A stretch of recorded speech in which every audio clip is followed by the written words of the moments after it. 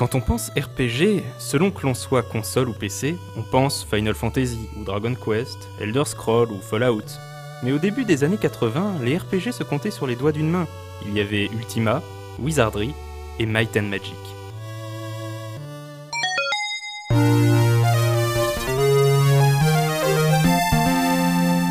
Très inspiré de Wizardry, père fondateur du dungeon RPG, Might and Magic propose une nuance de taille.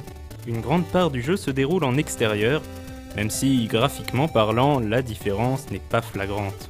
Comme Wizardry, Might and Magic propose de gérer une équipe de 6 aventuriers dans un monde de fantasy, d'affronter des armées de monstres au tour par tour, et d'accomplir une multitude de quêtes. Grâce à son succès sur PC, la série Might and Magic sera très vite adaptée sur console. Ce sont ces adaptations dont on va parler aujourd'hui.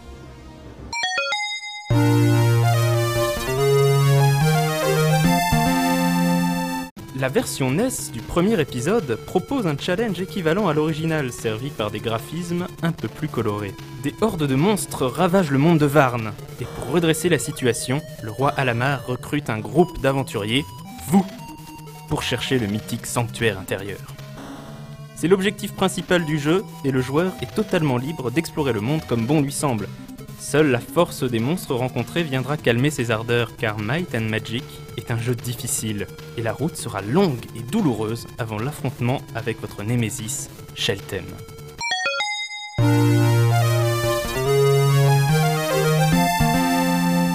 L'aventure se poursuit sur 16 bits, avec Might and Magic 2, Gates to Another World. Outre une nette amélioration graphique, le jeu propose une fonction inédite, l'automap.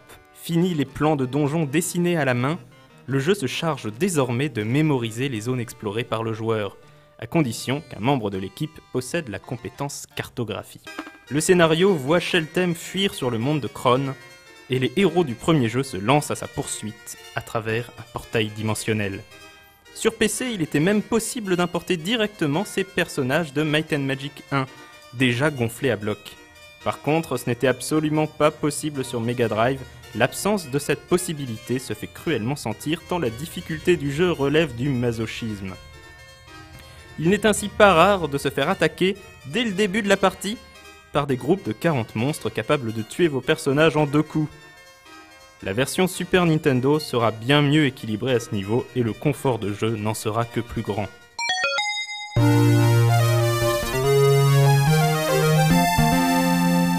Il existe également sur Super Famicom une version japonaise entièrement retravaillée graphiquement et qui propose notamment des portraits pour les personnages. À part ça, le déroulement du jeu reste sensiblement identique. Might and Magic 3, Isles of Terra, ne propose pas de révolution par rapport à son prédécesseur, mais affine de manière significative l'interface et le système de jeu. Plus agréable à jouer, le jeu est également très soigné graphiquement et propose une grande variété d'environnements, de donjons et de monstres.